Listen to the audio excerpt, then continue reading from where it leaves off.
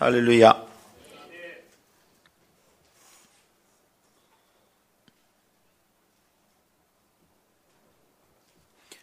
감사합니다.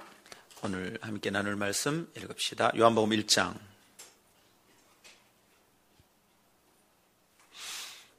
요한복음 1장 1절에서 4절.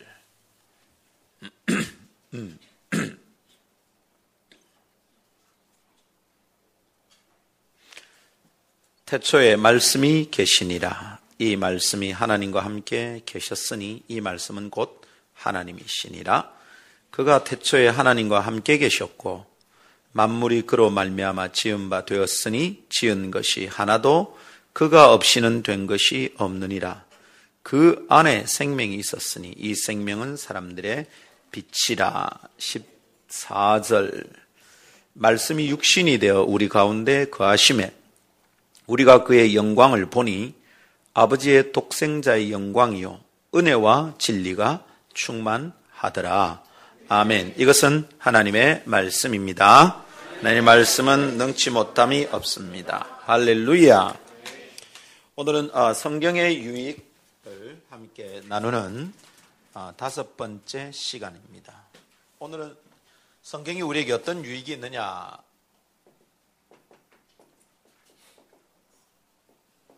어떤 유익이 있을까요?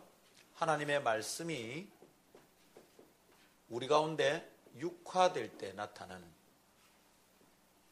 말씀이 육화될 때 나타나는 능력이 있다. 이런 얘기 우리가 오늘 함께 나누기를 원합니다. 자, 여러분,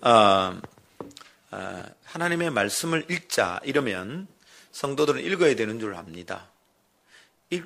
말씀을 읽자 이럴 때 말씀을 왜 읽습니까? 왜 그런 쓸데없는 것을 시킵니까? 이렇게 말은 하지 않습니다. 읽어야 되는 줄 아는데 성경 읽기가 참 힘이 듭니다. 성경 읽는 게 안 즐거울 때가 있어요. 그죠? 그래서 말씀이 곧바로 율법적인 짐이 됩니다. 하나님의 말씀이 곧 율법적 짐이 되는 거죠. 짐이 돼요. 말씀이면 즐거운 게 아니라 말씀이면 막 잠이 옵니다. 짐이 되면 잠이 오죠. 네. 그렇죠. 이래 됩니다. 그런데 우리 고등학교 다닐 때 하여튼 선생님이 하지 마라 그래도 이거 무협지 읽는 것을 멈출 수가 없어요. 무협지를 읽는데 뭐 이래 책을 딱 들고 책요 뒤에 넣어가지고 이렇게 읽고 있고 뭐 책상 밑에 넣어서 읽고 있고, 그때는 그런 걸 어떻게 했는지를 모르겠어요. 도시락도 수업 시간에 밑에 먹었어요. 수업 시간에 먹었어요. 지영 간사님. 와, 급동의합니다. 여학생들도 그래요? 네. 그렇구나. 최금 성도님 아주 두톤 바리톤으로, 네. 그때 또 저희 때는 하이틴 로망이 굉장히 인기가 있었어요. 하이틴 소설, 연애 소설. 그거 뭐 완전히 인기 짱이었어요. 요새는 보니까 또 하이틴 로망 만화가 또 있더라고요.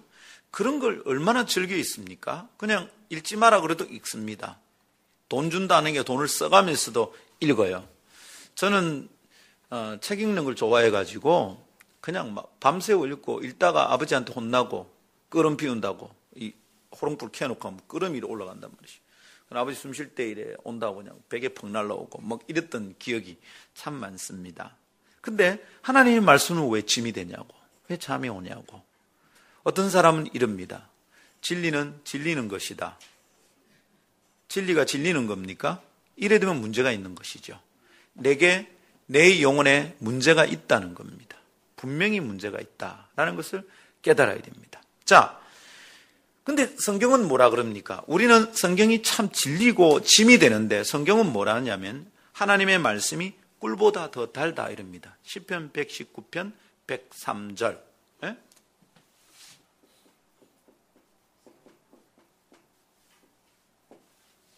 하나님 말씀이 단데 뭐보다 더 달다고요? 오, 그러죠? 송이꿀보다 더 달죠. 네. 그죠? honey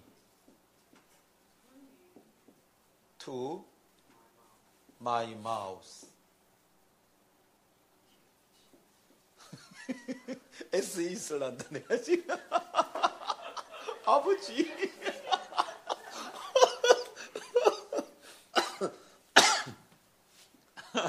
내 입에 꿀이 달잖아요. 근데 이거보다 더 하나님의 말씀이 내 입에 꿀이 되는 것이죠. 근데 왜 우리는 이렇게 말씀이 내게 안 가깝냐 이 말이에요. 아우 갑자기 확 달아오르란다. 네. 내가 뭐 햄스터 키우는가 봐요, 그죠? 아니 또 마이 마우스 우리 햄스터에게 꿀이다. 아 주님. 아니 꿀보다 더 달라고 했는데 우리는 왜 이게 쓴 약일까? 달아야 되는데 말씀이 어떻게 이렇게 내한테 안 가까운가? 말씀이 삶으로 옮겨지는데 왜 이래 시간이 많이 걸리고 뭐냐? 이것을 예사로 여겨서는 안 됩니다. 말씀이 내 안에 출렁거리질 않는 게 문제죠. 그죠? 오늘 요한복음 1장 14절에 보니까 이래 놨습니다. 하나님의 말씀이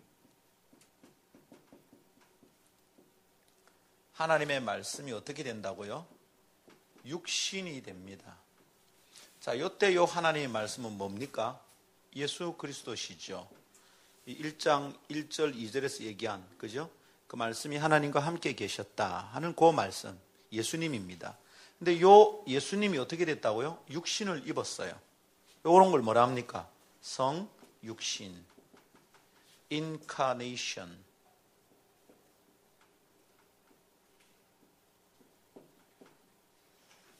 성육신이 된 겁니다. 자, 여러분, 하나님의 말씀이 몸을 입고 온 거예요. 말씀은 형체가 없잖아요. 형이 상학이에요.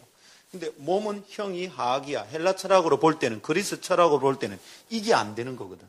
로고스가 완전히 형이 상학이거든요. 이게 몸을 가지고 왔다 이러면 헬라 철학에서는 안 돼. 그러니까 이걸 안 받아들였어요. 안 받아들이고 뭐라고 했느냐 하면 그냥 상징적으로 왔다 이렇게 말하는 거예요. 예수님이 몸으로 이 땅에, 하나님이 몸으로 이 땅에 오신 것을 거부해서 이단입니다. 그걸 뭐라 하냐면 영지주의라고 합니다. 영지주의. 그노시티즘이라고. 네, 됐어요. 자, 그렇게 하는데 성경은 그렇게 말하지 않아요. 하나님 말씀이 육신이 되었어요. 로고스가 어떻게 말씀이 되냐고. 이데아가 어떻게, 이거 안 된다. 이 헬라 철학에서는 이게 안 되는 거예요. 플라톤이나 아리스토텔레스의 생각에서는 안 되는 겁니다. 근데 성경은 그 완전히 뒤집어서 얘기를 하는 것이죠. 잘 봐요. 이 기적적인 사건 안에서 구원이 이루어집니다. 하나님의 말씀이 육신이 될 때 구원이 이루어졌단 말입니다. 그거를 1장 14절에 뭐냐면 하나님의 영광이 우리 가운데 나타나서 우리가 하나님의 영광을 봅니다. 보세요. 로마서 3장이 뭐라 했습니까? 모든 사람이 죄를 범하였으면 하나님의 영광에 이르지 못하더니 안 되는 거죠. 불가능한 일이 일어나요. 구원이 일어났다 이 말입니다. 하나님의 말씀이 그런데 육신이 되면서 우리가 그 하나님의 영광을 봅니다. 불가능한 일이 일어난 거죠. 할렐루야. 네. 미션 임파서블이 파서블이 된 거죠. 할렐루야. 네. 자, 요 말씀 속에 힌트가 있어요. 하나님의 말씀이 육신이 될 때, 그때 형이 상하기, 형이 하악이 돼서 보잘것없는 땅에 와서 하나님이 사실 때 인간은 하나님의 영광을 봅니다. 하늘이 땅에 와버린 것이죠. 그런데 지금 우리가 예수를 어떻게 믿느냐 하면 하나님의 말씀을 여전히 저 위에 있는 이데아로 보고 있는 거예요. 형이 상하악으로 보는 거예요. 우리도 지금 헬라 철학처럼 살고 있는 거야. 하나님의 말씀은 저 위에 있고 내 삶은 내 삶 지멋대로 사는 것이죠. 그러니까 진리가 질리는 거예요. 하나님 말씀이 내 안에서 녹아나질 않는 거예요. 이 말씀이 내 삶에 드러나질 않아요. 그냥 하나님 영광 안 보이는 거지. 그래서 여러분, 그때는 하나님 말씀이 육신이 되었는데 이제 우리에게 필요한 거예요. 하나님 말씀이 육화되는 거예요. 하나님 말씀이 이데아로 있는 게 아니라 내 삶 가운데 이루어지는 거예요. 육화되는 게 필요해요. 이때 하나님 말씀이 멀리 있는 것이 아니고 가까이 있는 거예요. 이때 하나님 말씀의 능력이 나타난다 이 말이죠. 할렐루야. 오늘 요 얘기를 풀 거예요. 오늘 요 얘기를 할 거예요. 자, 우선 우리가 기억할 것은 하나님의 말씀은 능력이라는 것이죠. 한번 따라 합시다. 하나님의 말씀은 능력입니다. 우리 조금 전에 서론을 우리가 얘기했고요. 우리가 두 번째 얘기할 것은 말씀은 능력이다라는 겁니다. 하나님의 말씀이 어떤 능력이 있느냐? 우리가 그동안 계속 살폈습니다. 계속 살폈는데 오늘 몇 가지 더 좀 얘기해 보십시다. 첫 번째 능력은 창조와 질서 유지의 능력입니다. 창조와 질서 유지의 능력이 있어요. 하나님의 말씀은 창조하고요. 하나님의 말씀은 창조된 질서를 유지하는 능력이 있어요. 이것도 전에 한번 얘기했으니까 어렵지 않을 겁니다. 금세 얘기하고 가겠습니다. 자, 하나님이 세상을 창조하실 때 뭘로 창조하셨습니까? 하나님이 말씀하시되 이르시되 God said 그러면 뭐가 이루어졌습니다. 그죠? 이렇게 말씀으로 천지를 창조하셨어요. 그러니까 무슨 새로운 시작이 있으려면 어떻게 해야 됩니까? 하나님이 말씀하시면 됩니다. 누군가에 찾아와서 주님이 말씀하시면 그 사람의 새로운 인생이 열렸습니다. 그래서 드고아의 목자 아모스에게 하나님 말씀이 임하니까 이 사람이 수많은 선지자들이 있는데도 불구하고 아모스가 외치기 시작합니다. 그러니까 아마시아 같은 가짜 선지자가 목자는 뭐냐면 그 당시에는 완전 삼류 밑에 삼류, 천민입니다. 천민. 들판에 일하는 목자는 완전 천민이에요. 그 천민이 이미 그때는 선지자 학교가 있었거든요. 훈련받은, 예를 들면 뭐 이런 거예요. 요즘 같으면 신학대학원 나오고 신학 박사가 된 사람 보고 일자 무식한 사람이 와가지고 당신이 설교가 틀렸어요. 이래 말하는 거하고 똑같은 거지. 그러고 있으니까 아마시아라는 가짜 선지자가 아모스를 막 핍박을 하는 겁니다. 그런 일이 일어났어요. 이거 어떻게 됩니까? 하나님의 말씀이 아모스에게 딱 오면 아모스는 더 이상 이전처럼 못 사는 거예요. 드고아의 들판에서 뭐 양치고 뭐 이렇게 할 수가 없는 거예요. 새로운 일이 시작이 되는 겁니다. 하나님의 말씀 항상 창조적 능력이 있습니다. 새롭게 시작할 수 있습니다. 그러니까 우리가 이렇게 믿으면 돼요. 말씀을 자꾸 읽으면 전략적이고 창조적인 생각이 막 일어날 수 있다. 창의적인 일이 가능하다고 믿어야 됩니다. 말씀과 상관없이 머리를 굴린다고 되는 게 아니라 하나님의 말씀이 충만하면 나도 창조적인 일을 할 수 있다. 이렇게 믿으십시다. 이렇게 믿을 때 실제로 말씀의 능력이 나타나는 거죠. 할렐루야. 말씀을 있는 대로 믿는 거 참 중요해요. 내가 민재 형제한테 뭘 했냐면 이랬어요. 민재야, 하나님의 말씀 능력이 있으니까 니 자꾸 읽어라. 그래서 말씀이 출렁출렁하면 이 말씀이 민재의 마음의 병을 치유할 수 있다. 이랬어요. 그때 민재가 그 말을 굉장히 기쁘게 여기는 거야. 읽는데 우리가 지금 민재보다 더 열심히 읽는 사람이 없어요. 설렁설렁 읽지 않아요. 그냥 테이프를 켜고 가도 그냥 설렁설렁 하는 게 아니야. 시간만 나면 읽습니다. 뭐 하다 쳐다보면 읽고 있습니다. 그리고는 입으로 중얼중얼 합니다. 그냥 눈만 따라가는 게 아니고 입으로 막 해요. 어떻게 보면 미친 사람이죠. 얘가 뭐해? 예수 안에서 보니까 이게 멋진 거지 예수 밖에서 보면 미친 사람이라. 보십시오. 우리가 길을 걸어가면서 어떤 사람이 불경을 읽으면서 마하반야 미란 뭐 얘기해도 저쪽으로 가세요. 마하반야 이러면 좀 미친 거 아니야? 근데 민재 형제는 이것을 목사의 말을 그대로 받았어요. 하나님의 말씀을 자꾸 읽으면 그 말씀의 능력이 내게 나타나서 치유의 능력이 내게 나타나서 내 마음의 병도 치유될 수 있다고 믿는 거예요. 강렬한 열망이에요. 요즘 민재 보면 내가 진짜 행복해요. 물론 민재 요즘 힘든 게 있어요. 그죠? 마음이 아직 통제도 안 되고 있는데 걱정하지 마. 그냥 말씀 뒤따 읽는 거예요. 믿습니까? 아멘. 김민재에게 새로운 삶이 시작될 줄 믿어요. 저는. 아멘. 뭔가 간증 하나 있어야 돼 우리 교회. 민재가 간증거리가 될 거야. 아멘. 동네방네 다니면서 내가 설교하고 강의할 때마다 민재 얘기 할 거예요. 이번에 길키스탄 가면 할 거예요. 김민재라는 형제가 있는데 얘기할 거예요. 여러분 우리 그대로 믿으십시다. 아멘. 말씀은 창조의 능력이 있습니다. 새롭게 시작하게 만드는 능력이 있습니다. 믿습니까? 아멘. 새로운 일, 새로운 사업, 새로운 성품, 새로운 은혜, 새로운 생활. 말씀을 들으면 내 안에 새로운 것이 창조되는 역사가 일어난다 믿는 겁니다. 근데 어떨 때 그렇게 일어나느냐 뒤쪽에 이제 설명할 거예요. 말씀이 육화될 때 일어나는 거예요. 그 얘기를 하려는 겁니다, 지금. 자, 그리고 또한 말씀은 질서를 유지하는 하나님이 만드신 창조하신 구조와 질서를 유지하는 능력이 있어요. 우리는 이게 유지되는 게 힘들어요. 그렇죠? 이 경영학이나 이런 데 보면 조직이 생성되고 융성하고 그리고 쇠퇴하고 이게 사이클이 있답니다. 이렇게 간대요. 근데 하나님 나라는 그렇지 않아요. 성경은 그렇지 않아요. 여러분, 하나님 나라는 수많은 도전을 받았어요. 이 땅에 인간이 만든 종교들은 사라진 것들이 많아요. 예를 들면 조로아스터교 없어. 지금 어디 있어요? 없어요. 사라진 종교들이 굉장히 많아요. 그죠? 이미 유교 있나 이제 종교 아니죠. 이제 거의 없습니다. 외국에서도 유교를 종교로 여기지 않아요. 그냥 중국의 사상으로 여겨요. 컨피셔스. 그죠? 이미 무슨 사상이라는 뜻이죠, 그게. 자, 그런데 컨피셔즘, 그죠? 그런데 여러분, 하나님의 말씀은 어떻습니까? 수세기에 걸쳐서 공격받았습니다. 기독교는 계속 공격받았어요. 근데 이 조직은 계속 유지되고 있어. 언제 이 조직은 무너집니까? 하나님 말씀을 떠날 때 무너지는 거죠. 이 기초를 떠나버리면 무너지는 겁니다. 히브리 1장에 우리 이미 저번에도 얘기했습니다. 히브리 1장 3절에 말씀으로 만물을 붙드시며, 한번 따라합시다. 말씀으로 만물을 붙드시며 행성과 행성 가운데 인력이 존재해서 궤도가 그대로 이래 돌아간다. 안 부딪힌다, 별들끼리. 아니에요. 성경은 그래 말하지 않아요. 하나님의 말씀이 거기 있으라 했던 그 말씀 그대로 있으니까 지금 궤도를 유지하는 거예요. 말씀이 만물을 붙들고 있는 겁니다. 근데 어느 날 주님의 말씀을 거둘 때가 있습니다. 이 땅은 끝이 났다. 거두면 행성들이 지멋대로 부딪힐 거예요. 다시는 물로 심판하지 않는다 했거든요. 그 뭘로 심판하시겠어요? 불이죠, 불.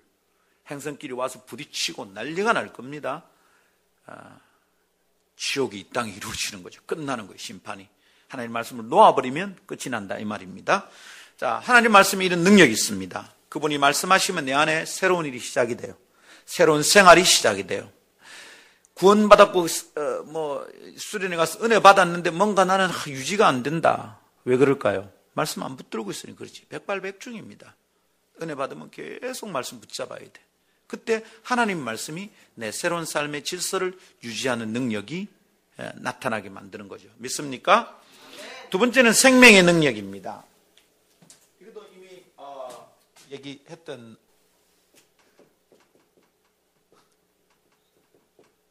얘기했던 거죠. 생명의 능력. 요한복음 1장 우리가 이미 몇 번 나누었습니다. 그죠? 태초에 말씀이 계시고요. 이 말씀이 하나님과 함께 계시고 그 말씀이 하나님이다. 그런데 4절에 뭐라고 합니까? 그 안에 뭐가 있다? 생명이 있다. 그 안이 어디입니까? 하나님 말씀 안입니다. 말씀이 생명이고 말씀 안에 생명이 있죠. 생명의 능력이 있습니다. 그래서 그 하나님 말씀을 들으면 생명이 살아납니다. 주일마다 그 1시간 듣는 말씀인데도 일주일 살 힘이 막 생깁니다. 근데 매일 말씀을 공급받으면 영혼이 펄펄 살아납니다. 그런데 여러분 아시죠? 생명에도 주기가 있잖아요. 주기가 있습니다. 우리는 거의 3사이클로 돌아가지 않습니까? 아침 먹고 점심 먹고 저녁 먹고 막 이래 돌아갑니다. 그래서 이제 주기가 이래 되는데 이런 주기가 흘러갈 때 이 주일과 주일 사이에 한 번 말씀 먹는단 말이죠. 그러면 이제 이 정도 우리가 견디겠죠. 그죠? 그런데 이러면 어떻게 됩니까? 쭉 깔아앉았다가 주일날 말씀 먹고 또 살고 이제 이런 구조가 가는 거죠. 근데 이거를 주기를 잘게 한다고 생각해 봐요. 주일날 먹고 그 다음 주일날 먹는 게 아니라 주일날 먹고 월요일 먹고 쭉 유지되는 거죠. 여기서 얘가 꼴짝이 들어갔다 나오는데 이 높이에서 우리는 이렇게 논단 말입니다. 평균치가 굉장히 높아요. 얘는 평균치가 이렇게 된다면 이 차이에서 여러분 이 차이에서 하나님의 말씀의 능력이 판가름이 막 나는 거죠. 일주일 사이클로 놀면 하나님의 말씀이 내 안에 육화될 여가가 없어. 이렇게 사는 것은 하나님 말씀을 저 위에 놔둔 이데아로 여기고 사는 거예요. 그냥 그거는 형이상학이야. 저 위에 아주 고귀한 말씀이고 이 삶이 내 삶에 육화되지 않는 거죠. 헬라 사람들하고 똑같이 생각한다 이 말입니다. 육화 안 돼. 그래서 이 프리퀀시를 더 잘게 하는 거죠. 매일 묵상하고 그냥 매일 아침 큐티하고 끝내는 게 아니라 다니면서 계속 묵상하고 또 막 30장씩 50장씩 읽고 이렇게 할 때 여러분 일주일 동안 하던 이 평균치를 점점 끌어올리는 말씀이 내 안에 육화되는 일이 일어난다, 이런 말입니다. 할렐루야. 이 생명이 우리 가운데 있어야 되는 거죠. 그때 내 영혼이 막 살아 일어난다, 이런 말입니다. 근데 이 주기가 너무 느린 거지. 그러다가 어쩌다가 어떻게 됩니까? 한 주 빠진다. 이거 한 주 빠지면 어떻게 되나? 쭉 쳐져서 그 다음 주에 겨우 올라가는 거예요. 평균치가 더 떨어지는 거지. 여기서도 더 떨어지는 거지. 이렇게 사니까 신앙의 메가리가 없는 거죠. 하나님 말씀이 분명히 능력인데 이 능력이 내 안에 안 나타난다, 이런 말입니다. 교회는 한 주일 빠지면 어떻게 됩니까? 보름입니다. 보름. 한 번 빠지면 보름이에요. 두 번 빠지면 한 달이 날아가는 거예요. 예사롭게 여길 일이 아닙니다.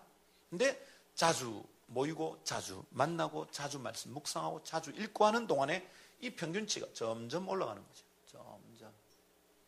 주변에 잘 지켜보십시오. 하나님 말씀을 규칙적으로 섭취하지 않는 사람들의 삶의 상태가 어떤지 그리스도인다운 삶이 나타날 수가 없습니다. 육화될 기회가 없어. 굉장히 중요한 얘기죠. 자, 세 번째 하나님의 말씀의 능력은 영적 전쟁의 능력입니다. 영적 전쟁. 영적 전쟁은 싸우는 무기가 여러 가지죠. 특별히 에베소 6장에 보면 영적 전쟁의 무기들이 거기 쭉 나옵니다. 그죠? 구원의 투, 믿음의 흉배, 축축축 나옵니다. 나오는데 그 에베소 6장의 영적 무기 중에 유일한 공격력 무기가 있는데 그게 뭐냐면 성령의 검, 곧 하나님의 말씀입니다. 공격을 다른 건 구원의 투구, 믿음의 흉배 딱 방패들이고 이게 수비용입니다. 수비용. 영적 전쟁에 보면 그 에베소 6장의 영적 전쟁의 무기들을 볼 때 중요한 특징이 있는데 뒤쪽이 없어. 뒤쪽이. 왜 뒤쪽이 없을까요? 돌아서면 죽어. 바로 죽어. 계속 맞서야 돼. 성경이 뭐라면 마귀를 대적하라 이랬거든. 맞서서 싸우란 말입니다. 돌아서면 죽어. 뒤쪽엔 무기가 없어요. 뒤쪽은 맞짱 떠야 되는 것이죠. 할렐루야. 근데 그렇게 싸우는데 다 수비용 무기입니다. 방패 다. 근데 딱 하나 공격 무기. 성령의 검. 하나님 말씀이죠. 우리가 영적 전쟁에 사용할 수 있는 공격력 무기는 크게 세 가지입니다. 공격력 무기. 1번. 뭐죠? 이게 시편 149편에 보면요. 특별히 6절. 여기에 공격력 무기가, 여기에 149편에 공격력 무기 두 개가 나와요. 하나는 좌우의 날성검. 이거는 에베소 6장에서 말하는 하나님의 말씀이죠. 또 하나는 뭐라면 그 입에 있는 하나님의 찬양이랍니다. 이 찬양으로 열방을 보수합니다. 그래서 첫 번째 공격력 무기가 뭐냐면 찬양입니다. 찬양. 찬양은 기분풀이로 하는 게 아니에요. 그렇게 하는 사람은 결국 찬양 가운데 있는 능력을 맛볼 수 없는 사람이에요. 찬양이 공격력 무기라는 것을 믿고 하면 찬양이 굉장히 강력해집니다. 주일날 우리 찬양할 때도 그냥 분위기 띄우려고 부르는 찬양 정도로 하면 여러분이 그렇게 하고 계시면 능력이 안 나타나요. 근데 찬양은 공격력 무기다. 이럴 때 사단이 물러가고 일주일 동안에 내를 공격하던 어두움들이 떠나간다. 이렇게 믿고 강력하게 찬양하면 어떻게 됩니까? 찬양의 능력이 나타나는 거죠. 우리가 찬양으로 사단의 나라를 공격하고 침공한다 이 말입니다. 믿습니까? 성경대로 하면 되는 거죠. 성경이 말한 거죠. 김 목사의 취향이 아니고. 그죠? 찬양은 공격력 무기입니다. 믿습니까? 우리끼리 모여가 폐잔병들이 모여서 군가 부르면서 서로 마음 달래고 우리 좀 흥분하자. 아니라 찬양하면 능력이 나타나요. 이런 것은 나중에 또 한번 할게요. 찬양에 대해서는 나중에 또 한번 할게요. 찬양을 또 따라합시다. 두 번째 무기는 예수님의 이름, 보혈입니다. 예수님의 피. 예수님의 이름. 내가 나사렛 예수 이름을 명하는 일어나 걸어라. 사도행전 3장. 능력이 확 나타납니다. 예수 이름으로 꾸짖으면 그 사람의 인격이나 삶의 털을 붙들고 있던 흑암의 권세들이 물러갑니다. 예수님의 이름은 강력한 공격력 무기입니다. 믿습니까? 그래서 우리가 예수 이름을 자꾸 사용해야 됩니다. 자꾸 그냥 예수 이름으로. 막 이상한 생각 들 때는 어떻게 하냐면 제가 사용하는 방법 두 개입니다. 우선 눈을 뜨는 겁니다. 눈을 딱 뜨면 생각 확 날아갑니다. 눈 감고 있으면 계속 이상한 생각 돕니다. 눈을 탁 뜨면 됩니다. 두 번째는 예수 이름으로 꾸짖는 겁니다. 내 머릿속에 있는 허망한 생각들아 떠나가라. 여러분 딱 눈 뜨고 딱 해보십시오. 순간적으로 팍 날아갑니다. 근데 이게 먹혀야 돼. 먹힐 수 있는 영적 체질이 중요해요. 제가 금요일날 기도 인도하다 제가 그런 기도했죠. 하나님 우리 교회 꼬마 아이들 기도 먹히는 아이들 되게 해달라고. 여러분 조그만 1살 2살짜리 이게 말이 통하나 뭐가 통하노? 예? 단디 입고 다니라. 네가 자꾸 이러면 감기 든다. 말이 통하나? 근데 기도가 통해야 돼. 하나님 아버지 우리 아이 건강하게 해주시고 기도가 통해야 돼. 기도 통하려면 어찌 돼? 영적 체질이 돼야지. 예? 그죠? 우리가 찬양이 우리 가운데 막 흘러다니는 체질이 되고 예수 이름의 능력이 우리 가운데 나타나야 돼요. 예? 그래서 수시로 예수 이름으로 지나가다가 괜히 점집 앞을 지나가다가 손 들고 막 기대고 물러가라 이러면 잘못하면 이제 꾸중물 세례 받습니다. 그래 안 해도 됩니다. 여러분 지나가다가 계속 째려보고 어떨 때는 무당하고 눈 맞추고 웃어주고 그런 속으로는 예수 이름으로 명하노니 흑암의 세례가 물러가라. 주님 저 불쌍한 영혼 구원해 주세요. 우상에 완전히 사로잡혀가지고 지가 죽는 줄 모르고 하고 있잖아요. 너무 운명 점치는 거 좋아하네. 네 운명이는 책임져. 얼마나 불쌍해. 지옥 갈 건데. 근데 어떤 점쟁이들은 알아요. 자기가 이러다 지옥 가는 거 알아요. 진짜로 미래를 내다보는 전바치들도 있거든요. 진짜 알아맞히는 전바치도 있어요. 진짜 신이 오면 가짜들도 많고 사주 보고 이건 좀 약한 거고 진짜 귀신도 있습니다. 귀신에게 힘을 받아 사는 게 있어요. 근데 어떤 애가 우리 모교회 애입니다. 지금 목사 사모가 돼 있는 애죠. 자꾸 아픕니다. 초등학교 때. 자꾸 아프고 코피가 자꾸 터지고 이래가지고 병원에 가도 모른다 하고 전바치한테 갔더니 전바치가 뭐라는 줄 압니까? 얘는 예수를 믿어야 낫는데 내가 그 얘기 듣고 전바치가 어떻게 생각해야 되나 저거는. 진짜 영통한 거가 아니면 이게 영아가 어리버리한 기가 어떻게 됩니까? 근데 여러분 진짜 점쟁이들은 압니다. 슥 지나가는데 불러 세웁니다. 잠깐만 일로 와보 있어. 당신은 몇 살에 죽을 상인데 어떻게 살고 있어 이래. 실제로 어느 집사님 얘기입니다. 그때 집사님이 막 웃으면서 그때 확 깨달아지더래요. 예수 믿고 내가 운명이 변했구나. 알아버린 거예요. 그래서 얘기했대. 나는 몇 살 때 예수 믿었습니다. 점쟁이가 당신 운명이 변했구나. 예수 만나면 운명 변합니다. 할렐루야. 네. 근데 그 점쟁이들 귀신 이런 거 만나면 너무 두려워하지 마십시오. 예수 이름의 권세를 믿고 공격을 딱 하면 이기게 되어 있습니다. 사단은 우리가 얼마나 영이 약한지 잘 몰라요. 눈치만 채는 거죠. 내 마음에 있는 생각도 잘 몰라요. 그런데 탁월한 심리학자들은 사람하고 얘기하면 이 사람 속에 무슨 생각인지 알거든. 귀신도 그걸 아는 거지. 지가 전능해서 아는 게 아니에요. 우리가 괜히 들키는 거지. 지발에 질려가지고 우우 하다가 들킨단 말이죠. 더욱 담대하게 귀신 든 인간들을 딱 만나면 눈을 딱 째려보고 눈빛을 제압을 해야 돼요. 딱 째려보고. 그래서 어떤 목사님 뭐지 않느냐면 그래 안 하지 마세요. 눈을 빡 찔러보는 거야. 그리고 막 눈을 눌러요. 막 눈을 막 잘못하면 큰일 나요. 그런 방식은 그건 육적인 방식이잖아. 우리가 싸우는 싸움은 혈과 육에 대한 싸움이 아니거든. 눈을 막 눌러. 그럼 여러분 이래 눈을 한번 눌러보세요. 그냥 번쩍번쩍하게 보이잖아. 뭐가 보이노? 번쩍번쩍합니다. 성령이 임했다.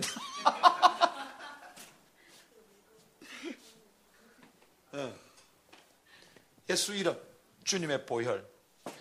귀신하고 그때 보혈 찬송만 계속 불러도 귀신이 나갑니다. 내 처음 경험은 그거였어요. 고등학교 3학년 때. 캠프한테 옆에 귀신 걸린 여자가 그거 있고 내 옆에 여학생 하나 있고 내가 여기 앉아있는데 얘가 놀래 자빠지고 나하고 1대1이라 내가 얼마나 놀랬던지 고3 때 처음 경험했죠. 눈 딱 감고 너무 겁이 나가지고 계속 그때 200이상 죄에서 자유 예수 주의 보혈 주의 보혈. 근데 내보고 막 욕을 하는 거예요. 자꾸 주의 보혈 하니까 그 아줌마 낮에 봤을 때 진짜 착했거든. 천상 여자였어. 근데 얼굴이 시커멓더라고. 근데 그 착한 아줌마가 막 내보고 욕을 하는데 온갖 쌍욕을 당하고 나중에는 이제 마귀 방언이 나오는 거야. 하는데 막 징그러운 느낌이 있어요. 사탄 방언 있어요. 귀신 방언. 이게 막 들으면 알아요. 이상하다 이게. 하는 너무 겁이 나고 막 계속 눈 감고 외치네. 하지마! 하지마! 말이야! 하지마! 막 이러더라고. 근데 난 조용히 눈 떠보니까 뻗었어. 거품 막 내고. 이게 내 찬송의 능력이 사실 지금 좀 헷갈려요. 그때 그 강사로 오신 분이 영이 되게 셌어요. 예수 이름을 하더라고. 그분 때문에 나간 건지, 내가 찬송을 부르서 나간 건지. 근데 내가 믿는 거는 보혈 찬송의 능력이 있으면 믿으니까 그 때문에 나간 것 같아. 그럼 내가 제일 가까이 있었거든. 세 번째 공격력 무기가 말씀입니다. 찬양, 예수님의 이름과 보혈, 말씀. 말씀입니다. 주님께서 마태복음 4장에 사탄이 유혹했죠? 유혹할 때 주님이 어떻게 싸우십니까? It is written. 기록되었으되. 하나님의 말씀에 의하면 이렇다. 마귀가 유혹을 포기하고 떠나갔습니다. 하나님의 말씀은 공격력 무기입니다. 믿습니까? 근데 이게 이렇게 되려면 어떻게 되냐고. 아까 말한 그대로 말씀의 사이클이 쭉쭉 쳐지면 안 돼. 말씀이 내 안에 육화될 수가 없어요. 자라다가 또 까먹고 비어지고 또 자라다가 까먹고 이러니까 어떻게 되냐고. 쉴 새 없이 말씀이 내 안에 차오르도록 해야 된다. 그거 안 되면 말씀의 능력이 안 나타납니다.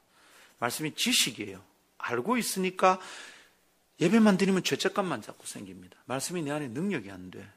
이 사이클을 촘촘하게 만드는 거죠. 그래서 내 마음에 육화되도록 하는 겁니다. 할렐루야. 자, 네 번째 하나님의 말씀은 성취의 능력이 있습니다. 한번 따라합시다. 언약이 능력입니다. 네.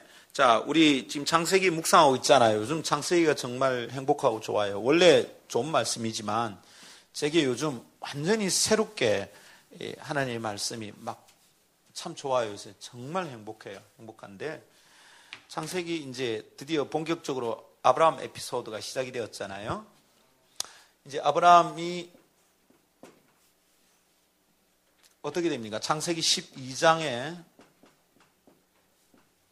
하나님이 부르십니다. 부르셔서 갈대우를 떠나죠. 그때 주님이 약속하십니다. 하나님이 약속하신 건 우리가 그냥 약속이란 그러고 주로 뭐라 그럽니까? 언약이라 그러죠. 카바넌트. 이게 A가 여기 E가 요게 맞아요? E하고 A하고 바뀐 거. 카바넌트. 이 언약이라 그래요. 자, 요때 뭐라 그럽니까? 창세기 12장에 아브라함을 부를 때 아브라함 나이가 75세입니다. 그때 뭐라 합니까? 내가 너로 큰 민족을 이루게 하겠다 이랬습니다. 사라는 아브라함보다 10살 작습니다. 그럼 몇 살입니까 지금? 65세. 여인의 경수가 끝날 때입니다. 생리가 끝이 나서 사실은 애 낳는 생산하는 게 안 될 때입니다. 이 말을 했어요. 참 웃기죠. 근데 세월이 지나는데 애가 안 생깁니다. 그러니까 사라가 마음이 급하죠.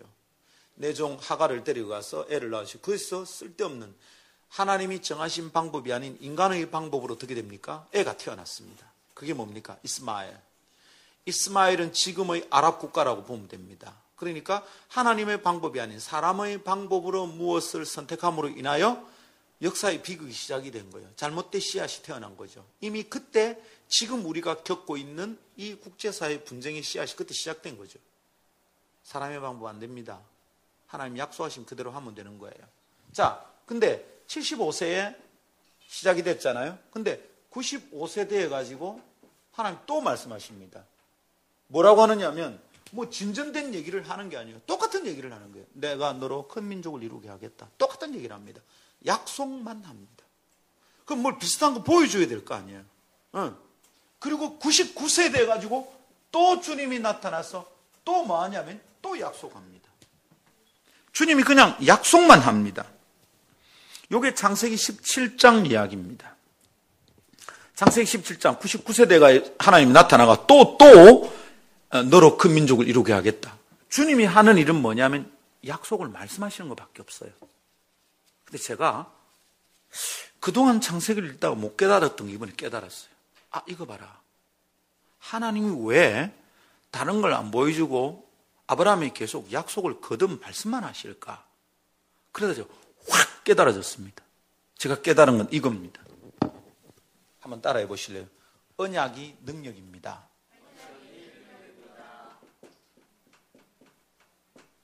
언약이 능력이다. 이걸 오늘 확 깨달아졌어요. 무슨 얘기냐면 참 보십시오. 사람들은 약속을 많이 하지만 약속을 잘 못 지킵니다. 그렇죠? 예를 들어 내가 얘랑아 이번에 나가면 학비 안 미루고 아빠가 이제 휴학 안 하고 졸업할 때까지 다 할게. 약속했죠. 그래서 지금 꾸준히 지키고 있습니다. 뭐 별 염려는 없어요. 할 수 있어요. 근데 혹시 내가 주머니에 돈이 다 떨어지면 학비를 못 보내주면 어떻게 됩니까? 이 약속을 못 지키는 거지. 내가 그 약속을 지키려면 내가 능력이 있어야 되는 거죠. 그럼 능력이 없으면 약속을 못 지킵니다.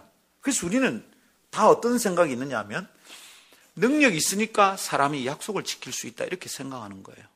그리고 하나님도 전능하시니까 그 전능하신 능력으로 당신의 약속을 지키신다 이렇게 생각했어요. 여러분도 그렇게 생각했죠? 근데 이번에 묵상하다가 아니다. 하나님이 능력이 있어서 약속을 지키는 게 아니라 하나님의 약속이 능력이라. 이거 묵상해 보셨어요? 하나님의 약속이 능력이에요. 그분의 말씀이 천지를 창조했잖아요. 그분의 약속도 능력이지. 약속은 그냥 이루어지는 거예요.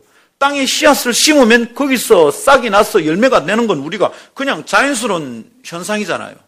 하나님도 약속을 하시면 이 약속이 그냥 이루어지는 거예요. 그냥. 하나님의 약속이 능력이라. 하나님이 능력이 있어서 약속을 지키는 게 아니에요. 그런데 창세기 17장에 이제 하나님이 또 약속을 말씀하시는데 그때 두 가지가 딱 부딪혀요. 하나는 아브라함이 상황을 판단하고 분석하는 겁니다. 아브라함이 뭐라 하냐면 특별히 17장 17절 18절에 이릅니다. 나는 이미 나이 늙었고 사라도 경수가 다 끊어졌는데 무슨 아를 놓겠습니까? 속으로 생각한 거예요. 그리고 겉으로 하나님 내게 있는 이스마엘이나 하나님 앞에서 살게 해주십시오. 이게 뭡니까?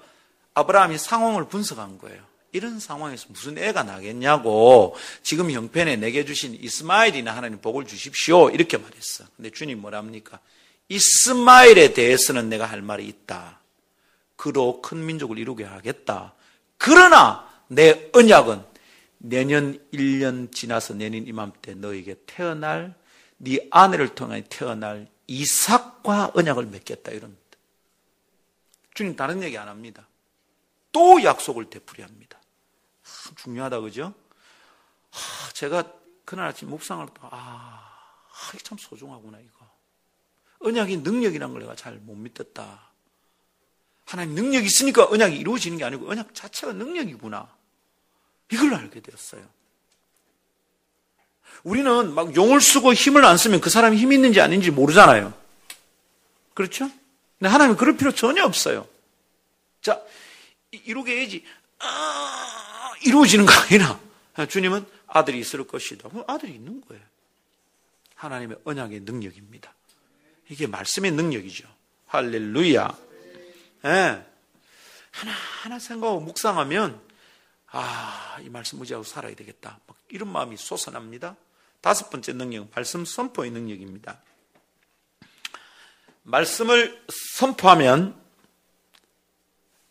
언약이 능력이죠. 하나님의 말씀 자체가 능력이죠. 이 말씀을 내 입에 담아서 내가 선포하면 그때 말씀 선포의 능력이 나타납니다.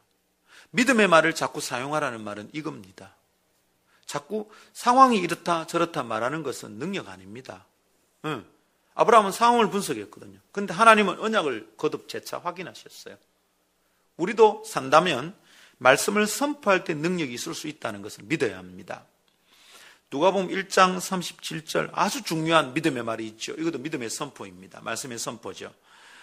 천사가 와서 가버리에 와서 마리아에게 말합니다. 네가 하나님 말씀을 들어라.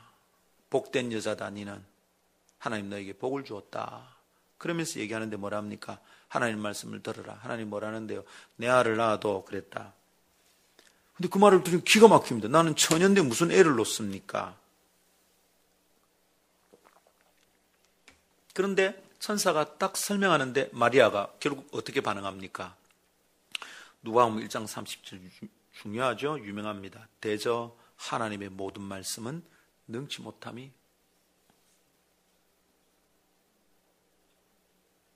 천사가 마리아에게 하는 얘기예요.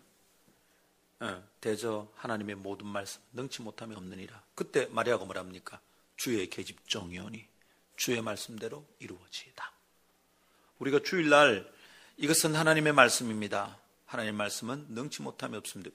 이것 때문에 하는 거죠. 그때 말씀의 선포가 딱 나타난 거죠. 하나님의 모든 말씀은 능치 못함이 없느니라. 믿음의 말이죠. 그리고 마리아가 믿음으로 반응합니다. 주의 계집종이오니 말씀대로 내게 이루어지이다. 와, 이거 어떻게 한 겁니까?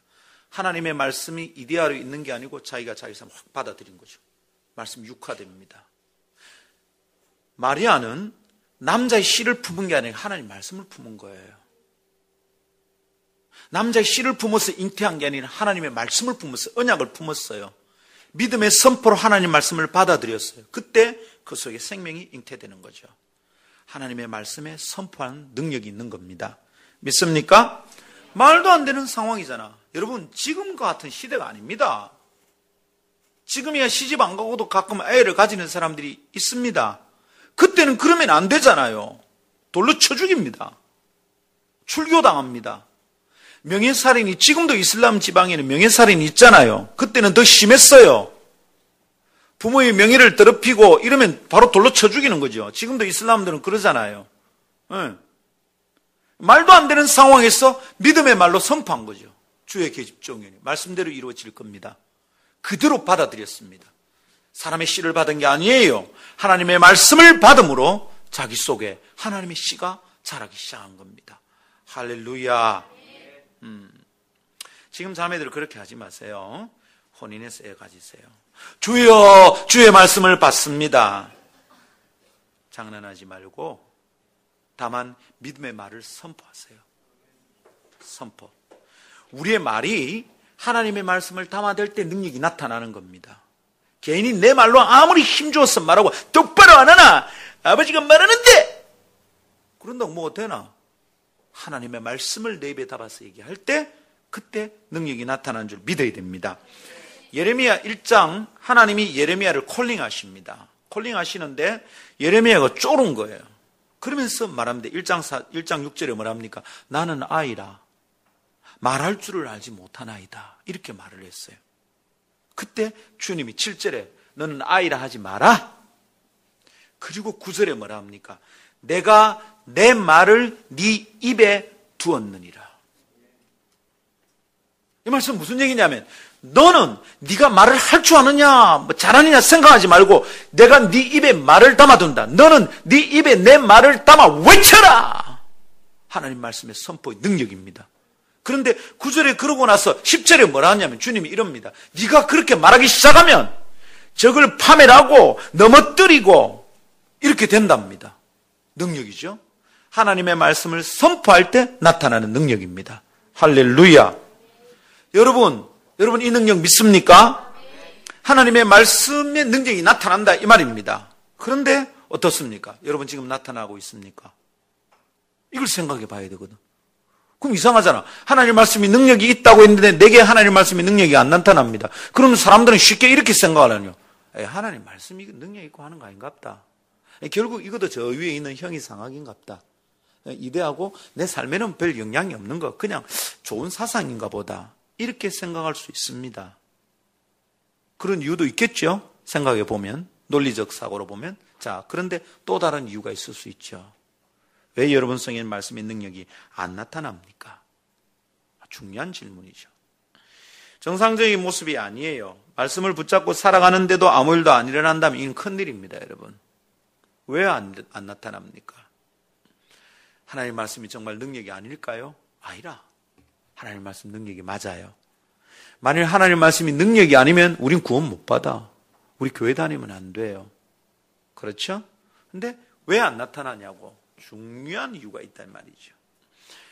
그죠? 예, 이거 우리 깨달아야 돼. 요한복음 15장 5절, 7절, 내가 네 안에, 네가 내 안에 거하면 너는 열매를 많이 맺을 거다.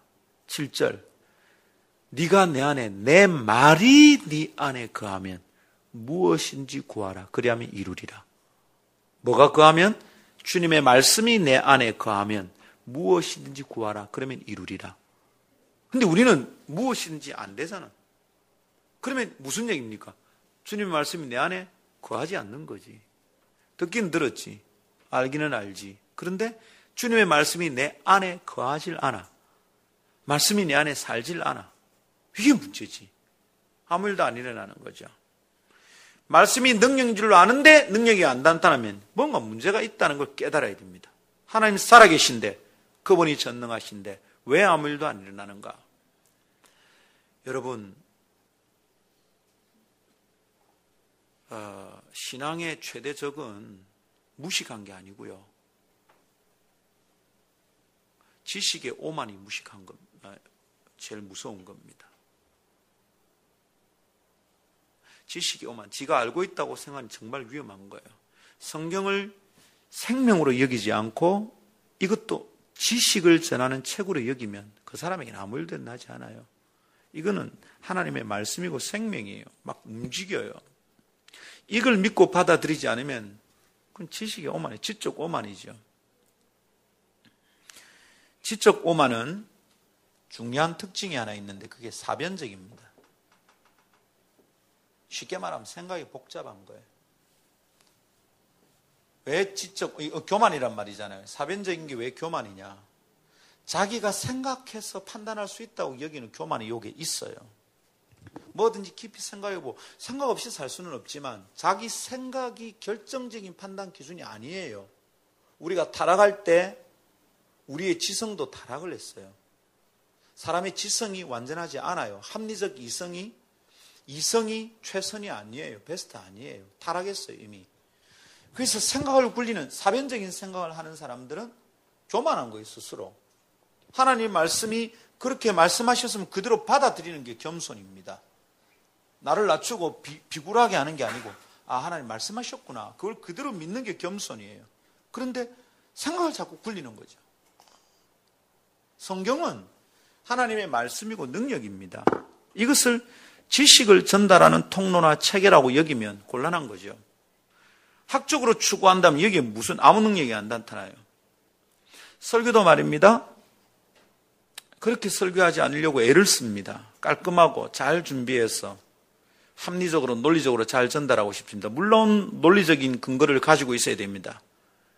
지가 하고 싶은 말을 찌꺼리고 끝나면 안 되겠죠. 그러나 항상 목사로서 조심스러워하는 게 있습니다. 이게 지적 논쟁으로 끝나면 안 되는데 강력한 하나님의 터치, 영적인 임재가 있기를 계속 기다리고 있습니다. 그게 돼야지. 그냥 이게 지식 자랑이 되면 웃기죠.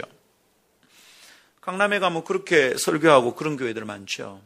아주 화려한 수사를 씁니다. 정확한 표현들을 씁니다. 단어 하나도 틀리지 않습니다. 듣고 있으면 참 정확하다. 아주 깔끔하고 정확합니다. 근데 2% 모자라. 2% 모자란 게 있어요. 여러분, 제가 그분을 판단할 수 있다는 게 아니고요. 2% 모자라요. 이거는 영어로 보면 대반해 보이죠. 2% 모자라요. 이제 은퇴하신 수영록의 정필도 목사님은 그분 설교는 죄송해요. 이제 한참 어린 사람이 그런 거장을 함부로 판단할 수는 없습니다. 그러나 본인도 그렇게 말하고 다 그래요. 정필도 목사님 설교 진짜 별로다. 진짜 별로예요. 설교학적으로도 별로예요. 저분 서울대학 나온 분인데 저렇게밖에 못하나 싶은 생각이 듭니다. 제가 요 라인에서 들어본 설교 중에 최고는 산성교회 허원구 목사님입니다. 설교 정말 좋습니다. 깔끔합니다. 정필도 목사님 설교 비교가 안 됩니다. 그때 제가 뭘 했느냐면 사람들이 왜 수육로 교회 가는지 모르겠다 이랬어요. 산성교회 허 목사님 설교 정말 깔끔하고 좋습니다. 이 라인에서만이 아니라 지금 부산 시내 전체에서 강남에 갖다 놔도 바로 통할 수 있는 사람이 있다면 허원구 목사님입니다. 설교 아주 깔끔합니다. 근데 가면 편안하게 듣습니다. 아, 좋다. 이러고 나올 수 있습니다. 근데 참 죄송한데, 그 말씀의 능력이 있으면, 말씀이 능력이면, 그렇게 설교를 잘하면 그 교회가 수영역교회보다 더 부흥되면 좋겠는데 안 그렇습니다. 그러면서 알게 되죠. 정필도 목사님의 메시지는 사람이 볼 때 합리적으로 판단하고 설교학적으로 보면 좀 모자란 것 같으나 그것이 전부가 아니라는 거지. 그게 뭔가 있다는 거지. 우리가 성경을 지식적으로만 알면 안 된다는 거지. 헌구 목사님을 이래 낮추는 것 아닙니다. 그 교회도 굉장히 커요. 목사님 보고 많이 부흥됐고요. 지금도 그분 잘하고 계세요. 그리고 이분은 가슴이 뜨거워요. 선교에 대한 마인드가 굉장히 뜨거워요. 선교사 출신이거든요. 예. 굉장히 멋져요. 키도 크고 세련되고. 아, 참 나도야 머리카락 좀 더 있고 키가 좀 더 크면 좋겠다 이런 생각을 하곤 했습니다. 근데 제가 그 설교를 딱 듣다가 제가 내린 결론, 나는 저렇게 안 하고 싶다. 그분 스타일이 있어요. 정필도 목사님처럼도 안 하고 싶어요.